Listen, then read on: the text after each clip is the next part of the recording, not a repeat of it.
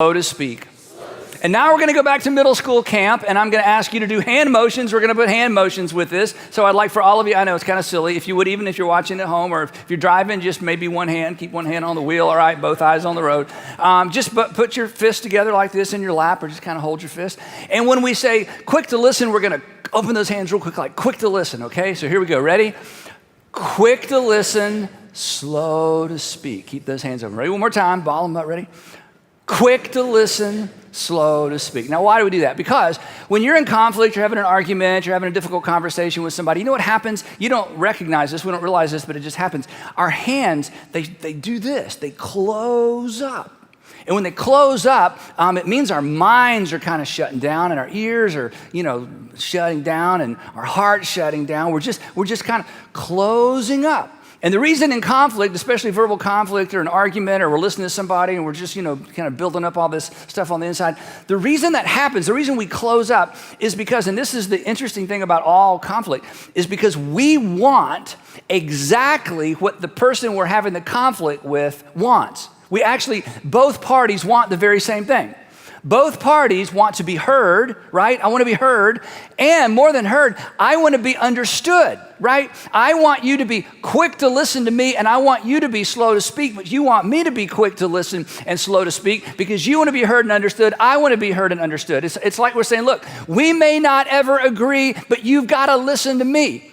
We might not ever agree on how to parent. We may never agree on this decision at work. We may never agree on what I should major in. We may never agree on whether he's right for me or she's right for me. We may never agree, but come on, at least listen to me. And if you have to say something, if you're going to interrupt, if you have to interject, if you say something, then say something that lets me know you heard me, even if it's a grunt, even if it's a uh-huh or an ah. I mean, just if sound is going to come out of your mouth, I don't want you to argue with me. I want to know that you've heard me. After all, see, I can't really hear you till I feel like you've heard me. And you can't really hear me until you feel like, to some extent, I've heard you, right? So real quick, one more time, all right? We're going to do this for 4 weeks, and this is going to be great. Some of you are going to be doing it at home, under the table, dinner table, at the office. You're going to be like this in one hand. Okay, so here we go. Ready? It's all together. Ready now? Quick to listen, slow. And this time when we say slow, we're going to say slow. We're going to drag it out. Ready? And I know what some of you are thinking. You're already thinking about, it's not you and your big mouth. It's why aren't the high school students in here on the front row? And why isn't my middle school daughter sitting beside me today? And why didn't my husband? Okay, but this is about you. Ready? Here we go. Ready? Quick to listen, slow to speak. That's good. That's really good. I'm just telling you, if we stopped right now, this is a game-changing idea. I mean, this is so big. And especially if both parties are into this, I mean, what can you not accomplish if both people decide I'm going to be quick to listen but slow to speak? Now, if you grew up in church, you may recognize that I didn't make this up. I actually stole this. I plagiarized this from a very famous person. His name is James, and James had an even more famous brother whose name was Jesus. James, the brother of Jesus. Again, can you even imagine growing up with Jesus as your big brother? But he did. And James, this is cool, especially if you're not a Christian or you left church for some reason and you read something and somebody told you it's not true, or I don't know why. In fact, if you're not a Christian, I believe you have a great reason not to be, or you would be. So I accept your reasons. But you may not know this. James, brother of Jesus, actually lived in the first century, and he doesn't show up in the story of Jesus. He shows up after the story of Jesus because James thought his brother was crazy. Of course he did. I mean, if your brother claimed to be the son of God, you're like, you're not the son of God. I mean, you're the son of Joseph, but you're not the son. So anyway, after the resurrection, because that's pretty convincing, when you stand with your mother and you watch your brother crucified, and then a few days later, you have breakfast with him on the beach, you're convinced. It's like, okay, I can't explain it. So James emerges in the first century as, get this, the leader of the church in Jerusalem, like where all this stuff happened. So if you were to show up in Jerusalem and go to the first church of Jerusalem, James would be up there, doing the slides and preaching the message and leading worship. I don't know, but he was the leader of the church in Jerusalem. Now, James had an unfortunate ending to his life, and the New Testament doesn't tell us this story. Actually, a Jewish historian who wrote wrote many years later, tells us the story of what happened to James. And I want to tell you real quick, and then we're going to look at what he said, because this is fascinating. Around 62 AD, this is about 30 years or so after the resurrection of Jesus, James is leading the church in Jerusalem, and James believes in the resurrection, and he keeps teaching about the resurrection. And the high priest at the time, a guy named Ananias, did not believe in the resurrection. He didn't believe anybody rose from the dead. He was a Sadducee, and the Sadducees believed that once your life was over, it was just over. You lived for the pleasure of God, and then boop, lights out. That's the end. So he was sad, you see, because he did not believe in heaven or I know, I didn't make that up either. So that's an old theology joke. So he was Sadducee. That's how you remember what the Sadducees believed. They didn't believe there was an afterlife. So the high priest Ananias decides, I got to get rid of James, but people love James. I'll tell you why in just a minute. So the Roman governor of Judea dies. His name was Festus. Festus dies. They're waiting for Rome to send another governor. Well, if there's no Roman governor and there's no Roman oversight, the high priest is the guy. So during this gap in leadership, Ananias decides, this is my chance to get rid of James. So he accuses James, the brother of Jesus, 30 years after the resurrection, of breaking the Jewish law and violating the temple. And he has him arrested. He brings together the Supreme Court, the Sanhedrin, and they have him condemned, and they stone James, the brother of Jesus, to death around 62 AD. Meanwhile, Albinus, the new Roman governor, shows up, and the citizens of Jerusalem who loved James, they tell him what happened, because it was an illegal trial and it was an illegal execution, because the Jews didn't have permission or the right to execute anyone. We see that in the story of Jesus and his crucifixion. That's why they went to Pilate, to get permission. So anyway, the new governor, are you keeping up with this? Anybody, all these names? Yeah. The new governor, Albinus, finds out, and he takes Ananias, the high priest, and he takes him out of his post as high priest and throws him out and puts in a new high priest. But not before James, the brother of Jesus, was stoned to death for believing his brother was his savior. You should just sit on that a little bit if you're a bit skeptical about Christianity. I understand that. Now, the reason this was such a big deal in Jerusalem is because James had a nickname. Talk about bad things happening to good people. James was such an incredible man. His nickname was Just.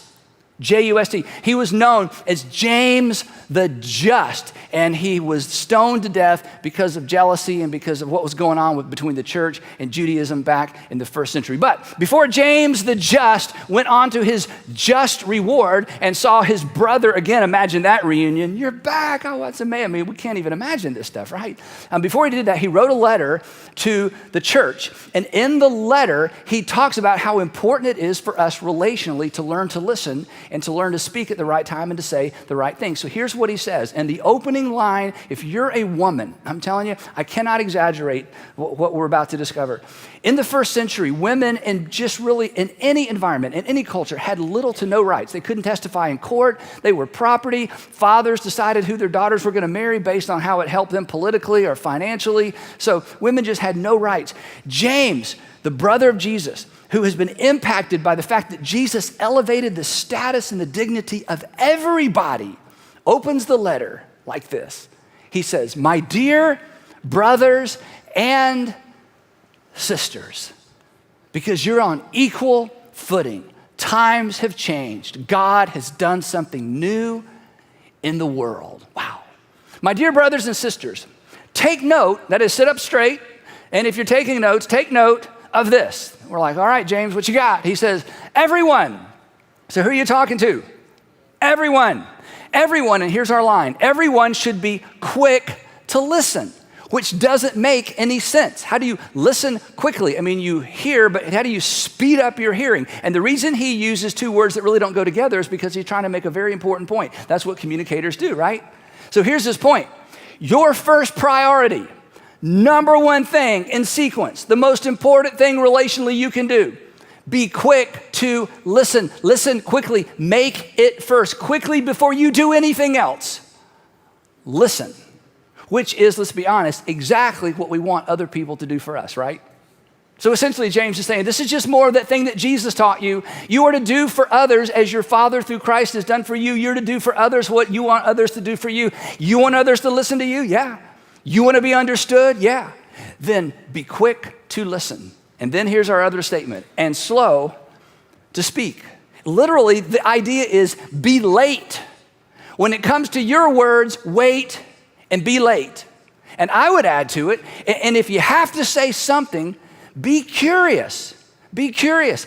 Ask a question. When the person that you're having conflict with is just going on and on and on and on, and you got to say something, be curious. Ask a question. You say, well, if I ask a question, they're just going to keep on talking. That's going to send them down another rabbit trail. It's just going to go on and on and on and on. Well, I would say this to you, okay? Ask 3 questions. Just keep providing more rabbit trails and more on-ramps to them talking. Why? Because your responsibility is to be quick to listen and slow to speak. And the longer they speak, the quicker you are to listen. And the quicker you are to listen, the quicker I am to listen, the more I learn. Now, if you're a parent or ever want to be a parent, and those of you who are parents, our kids are on their 20s, so I've been through all the different seasons. I'm telling you, how much would I have given if I could have convinced my kids to be curious and to ask questions when I'm going on and on and on and on and on? And in fact, if you're a high school student and you're watching or listening to this, and your parents are listening, you got to wait a couple of months so they'll forget that I said it, so you can take credit for this. But I'm telling you, if you want to freak your parents out when they're kind of giving you that dad talk or that mom talk, you just say, Dad, I don't quite see it your way, but I really want to. So can you just say it a different way so I can understand? Boom, they're gone. They're going to pass. Why? Because nobody does that, because we argue. But if you can learn, if you can hit pause, if you can be curious, and if you can ask questions, you're quick to listen, and slow to speak. Everything changes. Now, I'll flip it around and say this, and Sandra's here today. I'll tell you, my worst parenting moments when I was quick to speak and slow to listen. In fact, the things that I've had to apologize to my kids for, and I'm a good apologizer. In fact, Andrew went through a season when he was young, our oldest, where he just apologized all the time for everything. And I finally said to Sandra, where does he get that? And she said, he gets it from you.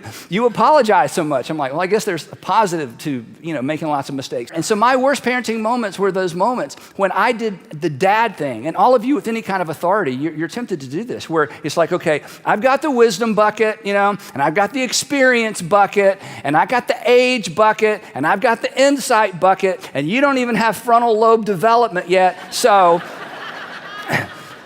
you stop talking now, and I'm going to pour all my wisdom and all my experience. Hey, where are you going? Hey, why won't my kids talk to me? Why don't they want to hang out with me? It's because you are driving them away. Now, parents, you need to know this. Husbands, you need to know this. Wives, you need to know this. You can write the person you love right out the door. You can write the person you love most right out of the relationship. You can write your all-star, rock star employee right out of the company. You can be right, and you will write them right out of the relationship. Because I want to be understood, I don't want to be lectured.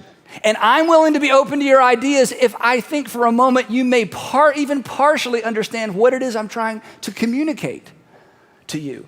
So we know this is important. We've been on both sides. I mean, you've seen your kids' eyes just glaze over, and you walk away from the conversation going, I don't understand. I know I'm right. I know I'm giving them good advice. I know I'm giving them, wise counsel. Why is it that we just can't communicate? And James would say, you idiot. Because you're not quick to listen. You're quick to speak. You want to enhance the relationship? Quick to listen, slow to speak. Quick to listen, slow to speak. Now, if you do that, if you get those 2 ideas, then what he says next comes easy. Here's what he says next. Everybody needs to be quick to listen, slow to speak, and slow to become angry. Now, slow to become angry is both a result and a decision. If you are quick to listen and slow to speak, you are less likely to be angry, and it is easier to guard against your anger if you've decided up front, I'm going to ask questions and I'm going to be curious. Now, anger in this context, and we all express anger differently, right? I mean, some of you blow up, you just kind of let loose, you're like a volcano. Others of us, we just get in a bad mood. That's me. I just kind of go inward and get in a bad mood and, just sulk around and try to get Sandra to say, what's wrong, so I can say nothing. That's how I get in control. Nothing's wrong. She's like, oh, I know something's wrong. Like, nothing's wrong. That's how I get in control. You say, Andy, that's kind of like a girl. Well, this isn't a girl thing. This is just a people thing, right? We all go one way or the other. We blow up or we go inside. But the point is, he's saying, look, that's so bad for your relationships. And one of the ways to bypass blowing up or just becoming passive aggressive or just being sulky, moody, and trying to get in control that way, he says, is you've got to understand where the other person is coming from. Quick to listen, slow to speak. But anger, in the context of what he's talking about, is really more anger like this. It's drawing hasty, misinformed, relationally destructive conclusions. That is, jumping to hastily and misinformed and relationally destructive conclusions. So here's his formula. It's kind of a formula. The longer you listen, the more you'll learn, the less angry you'll be. The longer you listen, the more you'll learn, the less angry you'll become. Now, here's why this works. And what I'm about to tell you now, this is just common sense. You know, if you're taking notes, you're not going to need to write this down. This is like, really? You're wasting our time telling us this? This is one of those things that's so obvious, but every once in a while we need to be reminded of what's obvious so we can keep it front and center, so we catch ourselves when we begin to depart from what we shouldn't depart from because it's so obvious nobody should have to tell us. And here it is. Everything that everyone does makes sense to them. That is deep. Isn't that deep? I got like a groan down here on the front, like, whoa, yeah. Everything, this is worth getting up and listening to. You know, everything that everyone does makes perfect sense to them. It gets worse. Everything that everyone says makes sense to them as well. Okay, and if you're not a Christian person, what I'm about to tell you, I promise you, we believe from the top of our head to the bottom of our feet. It's why you will never feel judged in our churches. Everything everyone believes makes sense to them as well. So here's the thing. When you say, or when you think, because most of the times we think it, or sometimes we'll say it not to the person we're in conflict with, but we'll say it to somebody else, because we do this a lot, especially around political things or religious things or sometimes money things. When you hear yourself saying, or when you catch yourself thinking, I don't know why they would do that. I don't know why they would say that. I don't know why they would believe that. Who needs an education? I'll give you a hint. I don't know. I don't know. I don't know why anybody would do that. Well, who has the problem? Well, I don't know. Well, I think maybe you need to have some learning to do. Oh, I'd just rather be critical. Well, yeah, of course it's more fun to be critical or to just think they're idiots, right? And if you get an education on why they're doing what they're doing, not only will it make more sense, you might join them. Well, we can't have that, so I'll just be ignorant and hang around with people who think like I think, see the world the way I do, so we can all just sit around and go, can you believe that? Why would anybody do that? Why would anybody believe that? Why would anybody say that? Well, guess what? Newsflash. They all have perfectly good reasons for what they do, what they say, what they believe, just like you have a perfectly good reason. Everything everybody does makes perfect sense to them. So, if there's something you don't know, I can't believe my son would do that. Why would my son do that? Why would my daughter? Why would my wife? Why? If there's something you don't know, you need to, that requires questions, not declarations, not little mini sermons. Not proclamations, not here's a bucket of wisdom to duck on you, honey, to drop on you, honey. It requires questions. And we get back to what James says. So, I got an idea, he says. Why don't you be quick to listen and learn? Why don't you be curious? Why don't you ask questions? Why don't you be quick to listen, prioritize listening and learning, and slow, I mean wait and be late slow in what you say in response. Now, some of you from my generation, you may have grown up and read Stephen Covey's book, The 7 Habits of Highly Effective People, or you may be in your 20s and have read it. It's such a fabulous book. It's so principle-centered. And of course, Stephen Covey was Mormon. His family was Mormon and read the New Testament, so he may have gotten this from James. I don't know. But the 5th habit of the 7 Habits of Highly Effective People, Stephen Covey basically says the same thing. Here's the way he says it. I thought this might be helpful. He says this: seek first to understand, then to be understood.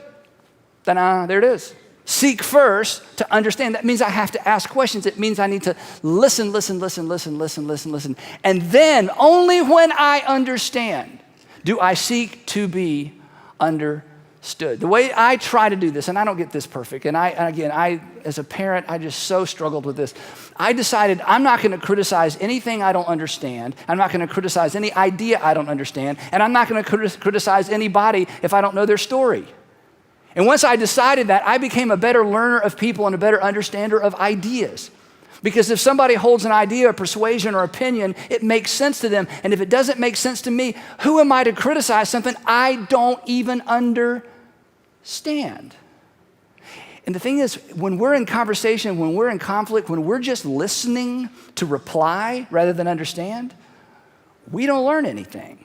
And if you're not learning anything, it's going to be hard to make the relationship any better, because you know this, we all have a frame of reference. We all have a frame, we all have a filter. And every word you speak to me comes right through my filter. My age, where I went to school, how I was brought up, everything, all my filter. And I hear your words through my filter, and chances are I'm not going to understand you correctly. So I am a fool to judge you, and I'm a fool to criticize you until I understand you, which requires more listening than speaking. Quick to listen, quick to listen, quick to listen, quick to listen, quick to listen, slow to speak. Now, if we stopped right there, that's pretty good, isn't it? I mean, you could do something with that, right? Go home, quick to listen, slow to speak. That's a good church. You know, kind of got through the Jesus thing real quick and then got on with something practical. I can do that, you know. But James isn't finished, because James is the brother of Jesus. Oh my goodness. He's seen a resurrected brother. He's like, whoa, no, this is way bigger than y'all get along out there. That's not what this is. You know, stop it, cut it out. You know, y'all listen, this isn't that. This isn't just, you know, self-help. This is way bigger than that. He says, there's a divine agenda attached to this. And he continues, he says this, everyone should be quick to listen, slow to speak, slow to become angry, because, he says, now I'm going to tell you why. Now we think we know why. We think, oh, I know why we should do this.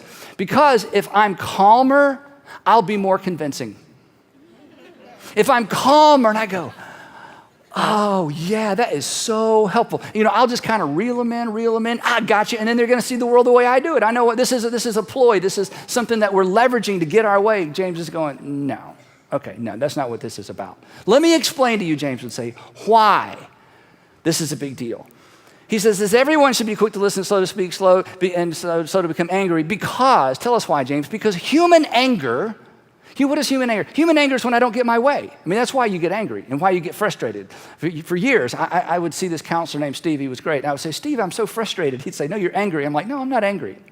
I'm just frustrated. He's like, what's the difference? I'm like, well, sounds better. You know, it's like, I'm just frustrated. He says, no, you're angry, okay? So he says, James' point is, look, human anger, and we all know it's just that frustration. Sometimes we blow up, sometimes we internalize. He says, human anger that results from, you know, talking all the time and not listening very much. Human anger does not produce or does not result in or does not cultivate, does not produce the righteousness that God desires. It's like, what? He goes, yeah, see, there's three agendas here. Andy, there's your agenda, there's his agenda, because you're back and forth, and then there's God's agenda. And as long as you're trying to be right and convince him you're right, that's your agenda, that's your rightness, that's how your rightness connects to your words. And that other person is trying to be right, and God has an agenda as well. And your anger or your frustration not getting your way or not being able to convince them, and her anger or his anger and not being able to convince you that he or she is right, neither one of those rightnesses is what God is after. God that says, neither of your rights are right. We got to look at a different right. That there's competing agendas, conflicting agendas. My anger not getting my way and trying to convince you and convict you and control you and persuade you, my anger produces the rightness or the righteousness that I desire. And that's what the word righteousness means. It just simply means rightness. And do you know what my rightness is? My rightness is simply this. I know I'm right. That's my rightness, my righteousness. That my anger produces my rightness. I know I'm right. I want you to know I'm right, and I want everybody to know I'm right. And my anger and my frustration and my persuasion skills produce my rightness, my righteousness. And James says, that's not the righteousness or the rightness that God is after. That's not the right. And this is what he draws us into, and this is so big. We're going to come back to this in a couple of weeks. He says this. He says, let's be honest, folks. You want to be right at each other. God wants you to be right with one another. Big difference. You want to be right at one another. I want to convince you that I'm right, and I want you to finally throw up your hands and say, you're right. But let's be honest, okay, for those of you who are in relationships, okay, when you win an argument, do you really win anything?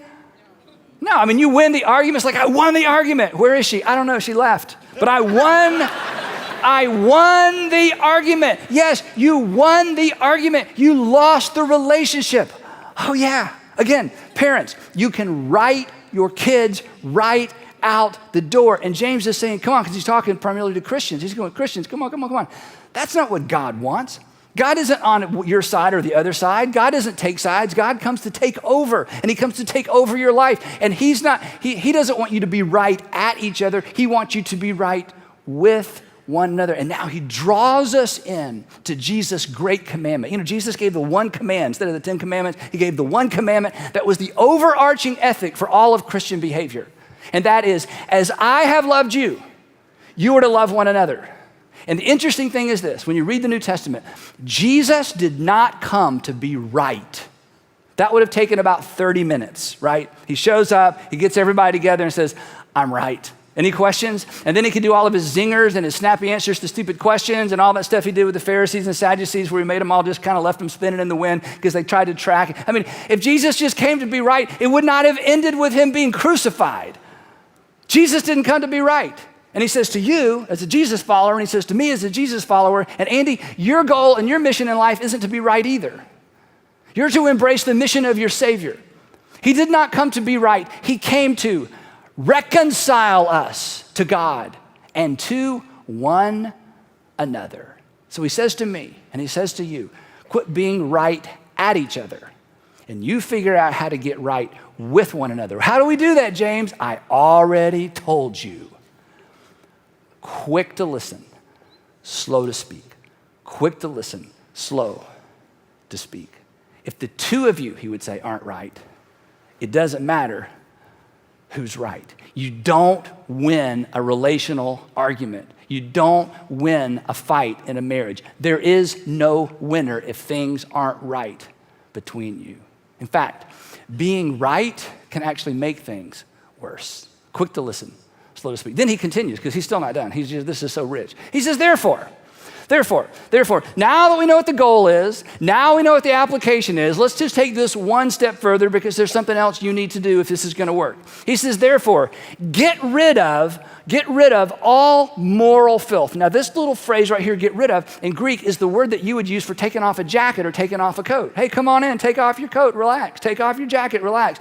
Take that off. He says, come on. He says, you're walking around with an I'm right jacket. You're walking around with an I'm right coat. It says right here, I'm right, or just inside, I'm right. You're right. So your whole goal in life and relationships, if you're not careful, is just to prove to everybody that you're okay, you're cool, you got it going on, and that you're right. He says, okay, you got to take that thing off. You got to take that thing off. And the reason he says moral filth, this just sounds so big and nasty and dirty, and here's why. You know this. Self-rightness, the Bible term is self-righteousness, but that sounds so Bible, so let's just make it, bring it into our world. Self-rightness, I've always got to be right, quickly becomes a moral issue. In fact, if it's taken to an extreme, or even a partial extreme, it can become an issue. Isn't this true of life and death? Isn't it true that violence between friends generally begins with a conversation, words that escalate out of control? I have to be right. Violence in the workplace, sometimes domestic violence, begins with conversations, begins with words, begins with vibrating the air, with this little thing in our ear that translates it into sound, into words. All of it, we're not even close to each other. And the next thing you know, there's actual physical violence. There's immoral, unethical behavior that begins with words that escalate, because everybody's talking and nobody's listening. I'm right, and I demand my rights. And James says, come on. You're going to follow Jesus? You're going to be reconciled to God and to each other? You got to take that off. He said there's something else you got to take off too. And the evil that is so prevalent. The word evil here, maybe in this context, a better word might be the word malice. We don't use that word much, malice. Malice is a desire to harm. Malice is a desire to get even. Malice is a desire to get back or to pay somebody back. He said, and that's what epitomizes your culture. He says, when it dawns on us, you're in the middle of that argument with a husband or with your son or your daughter, your parents, or what, it's kind of escalating. He says, when you realize, okay, there I go again. I got on my convince, convict, control, I'm right jacket. He says, you just got to hit pause and go, okay, I'm just taking that thing off. because I know where this leads, and it never leads to anything good, because even if I win, the relationship loses. And he says, let me give you an alternative. Take that thing off. And here's what I want you to put on. This is so powerful. And I love this. And humbly, here's a word that hasn't been a part of the conversation yet, but it's the key. And humbly accept the word implanted in you. He says, I want you to take off the I always got to be right, and I want you to put on humility. And humility says, we are more important than me. You are more important than me. And we, reconciling, keeping us on the same page, being right with you is more important to me than getting my way. That's humility. He said, I want you to receive, and then he kind of uses a little code word for New Testament stuff. I want you to receive the word implanted in you. He says, look, you're a Christian, aren't you? He's saying to this group, you're Jesus followers, aren't you? Yeah. He says, well, you already know how this works. You've already embraced the big picture. I mean, you've got the context. You've got the frame that God sent his son into the world to die for you. He put you ahead of himself, and now he's asked you to do that for others, right? Yeah. Well, then do that. Okay, I don't know how. I've told you how. Be quick to listen and slow to speak. He's saying, step back into this basic truth that you embraced when you first became a follower of Jesus. And then he ends it with this. He says, that which has the power to save you, not save you eternally. We're not talking about eternal life. Save you now. Save your marriage. Save your relationship. Save your job. Save your relationship with your son or your daughter. Save you from regretful words. Save you from having to apologize again. Save you from acting out in anger. Maybe saving you from divorce, or perhaps prison. But the key word is the word accept. He says, you've got to step back into what you've known from day one as a Christian. You've got to accept it. You have to embrace it, because doing this, not knowing this, he talks about that later in his letter too, doing this is what makes all the difference. So I'm going to put the whole thing back together, read it to you, and then we're going to get out of here. So here's what James, the brother of Jesus, who was martyred in the year 63 because he believed his brother was his Lord. I can't get over that. Here's what he says. He says this, my dear brothers and sisters, take note of this. Everyone should be quick to listen, slow to speak, and slow to become angry. And if you're quick to listen and you're slow to speak, then you will be slow to become angry. Why, James? Why should we do this? He says, because it's bigger than just getting along. Because human anger, that anger of I've got to be right and prove to you I'm right and always win all the conversations and the arguments, that kind of anger doesn't produce the righteousness, the rightness that God desires, because God desires for you to be right with each other, not at each other. Therefore, he says, if you're going to get this right, you're going to have to take off that moral filth that I got to be right, I got to have it my way all the time. Therefore, get rid of all that moral filth and the evil that's so prevalent.